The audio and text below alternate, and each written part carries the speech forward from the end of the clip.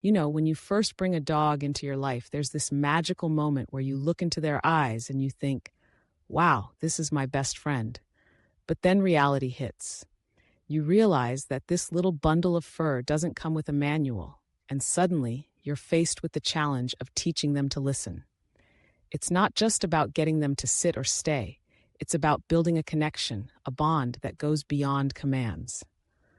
So, let's talk about a 10-minute training plan that can help you teach your dog to listen, and I promise it's simpler than it sounds. First things first, you need to set the stage. Find a quiet space, free from distractions. This is crucial. You wouldn't try to have a serious conversation in a crowded room, right? Dogs are no different. They need focus. So grab a few treats, something small and tasty that your dog loves. It could be bits of chicken, cheese, or those little training treats you can find at the pet store. The key here is to make it rewarding. Dogs are motivated by food, and if you can make them associate listening with something delicious, you're halfway there. Now let's break it down into manageable steps. The first command we're going to work on is sit. It's a classic, but it's also foundational. Start by holding a treat close to your dog's nose. Let them sniff it, but don't give it to them just yet. Slowly move the treat upwards over their head. As they follow the treat with their eyes, their bottom will naturally lower to the ground. The moment they sit, say sit and give them the treat. It's important to use the command at the exact moment they perform the action. Timing is everything. Repeat this a few times, and soon enough, they'll start to associate the word with the action. Once your dog has the hang of sit, it's time to introduce stay. This one can be a bit trickier, but with patience, you can do it. Have your dog sit, then show them the treat again. Say stay in a calm, firm voice, and take a step back. If they stay put, even for just a second, reward them.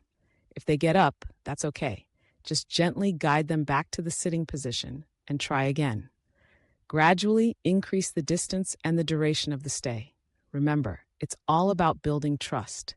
You want them to feel secure that they can stay where they are and still get rewarded. Now let's move on to come. This command is essential for safety. You want your dog to come to you when you call them, not just when they feel like it.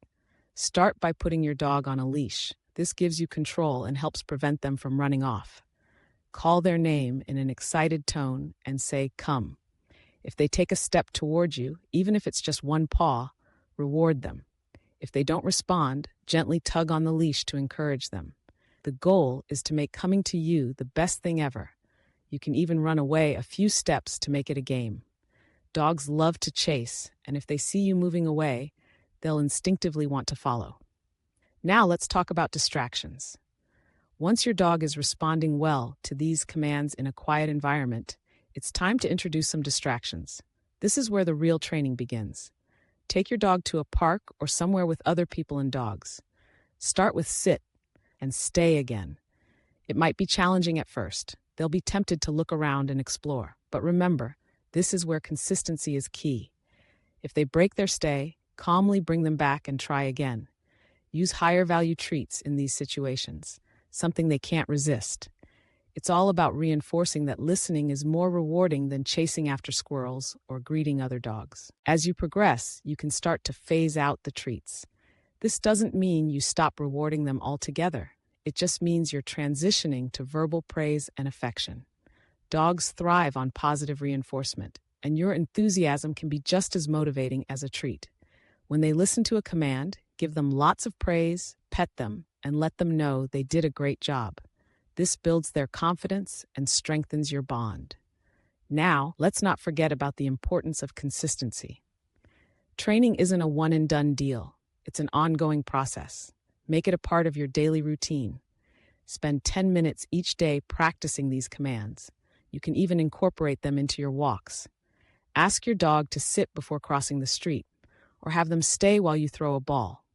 The more you practice, the more natural it will become for them to listen. And here's a little secret.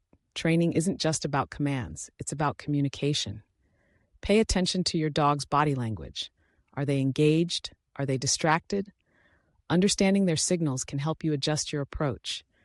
If they seem overwhelmed, take a step back. If they're eager and excited, capitalize on that energy. Training should be fun for both of you. If it feels like a chore, take a break and come back to it later. Finally, remember that every dog is different. Some may catch on quickly, while others might take a little longer. Patience is your best friend here. Celebrate the small victories and don't get discouraged by setbacks. Training is a journey, not a destination. The more time you invest in teaching your dog to listen, the stronger your bond will become. And in the end, that's what it's all about, creating a partnership built on trust, respect, and love. So, grab those treats, find that quiet space, and get ready to embark on this rewarding adventure together. Your dog is waiting, and they're ready to learn.